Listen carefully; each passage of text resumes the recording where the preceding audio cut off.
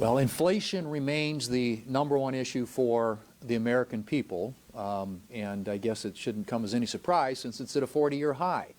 And everything that the American people purchase today is going up, up, and up, starting with gasoline, food, grocery store. You can go right down the list. Inflation is crushing the American people. And as the leader pointed out, a lot of this got started when the Democrats decided to pass a partisan, party line only, $2 trillion spending bill last year, which flooded the zone with lots of dollars and created a situation where, as the textbook defines inflation, too many dollars chasing too few goods. And so we've got rampant runaway inflation. The American people are paying the price. And what is the Democrat prescription? To double down, to spend more, and to tax more. At the very time when the American people are facing the possibility not only of perhaps even higher inflation, inflation numbers come out tomorrow, but 8.5%, as I said, is already the highest in 40 years, but also the possibility of a recession. We actually could be at a time when the economy, we're experiencing negative GDP growth.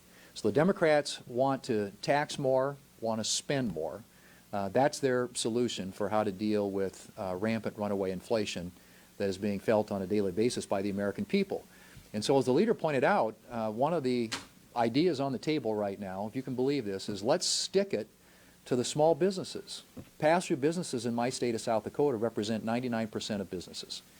And what they're talking about doing is a tax increase on the very small businesses that create the jobs in this country and that we're hoping will pull us out of the recession.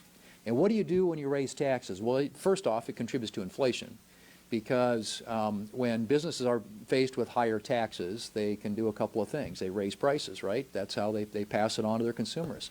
They also pass it on in the form of lower wages to workers. So you're going to punish workers, you're going to punish the American people with higher inflation by going after small businesses. That's what this reckless tax and spending spree is all about. And as was alluded to, there is a study out there now by the Joint Committee on Taxation that has assessed the many ideas the Democrats are putting forward in the form of tax increases and concluded that it doesn't just hit people who make more than $400,000 a year. In fact, the Joint Committee on Taxation, bipartisan, obviously a referee, if you will, umpire of tax policies and their implications on the economy, pointed out that people who make between $100,000 and $200,000 dollars a year, 50% of them would see a tax increase. A quarter, 25%, would see a tax increase if they make between $75,000 and $100,000 a year. That's what we're talking about.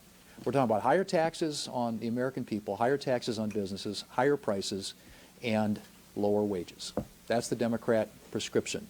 And the American people have had enough, and I hope that there are a couple of wise Democrats who will sink this really bad idea and make sure that we don't go down a path that leads to even more economic tumult than the American people are already feeling.